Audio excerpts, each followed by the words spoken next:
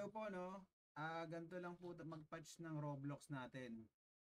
Hindi po gumagana sa client. Ibig sabihin po may update po yun. So, paano po gawin yun?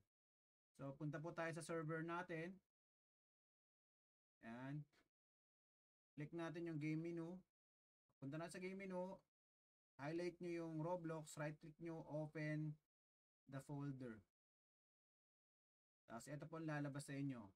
So, unang click nyo po, ito, yung Roblox Updater. Kulay-pula yung Roblox na icon na R. Right click nyo yan, tapos run administrator. Tapos po magpa-patch po yan kung may patch man. Yan. Installing siya. Wait nyo lang. Pagkatapos pag lumabas ng ganyan, at F4 nyo uli, exit nyo or exit.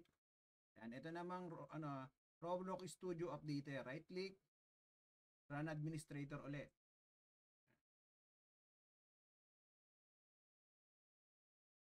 Yan. So installing din po uli.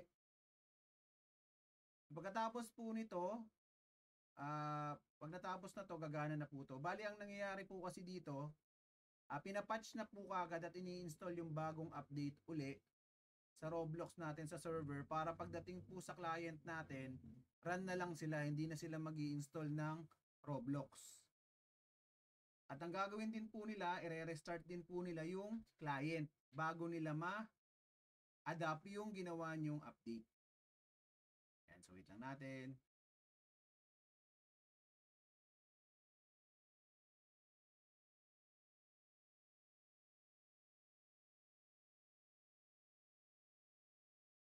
Yan. So pagtapos po niyan, exit na natin ito. Exit na po natin uli. So close, tapos test natin.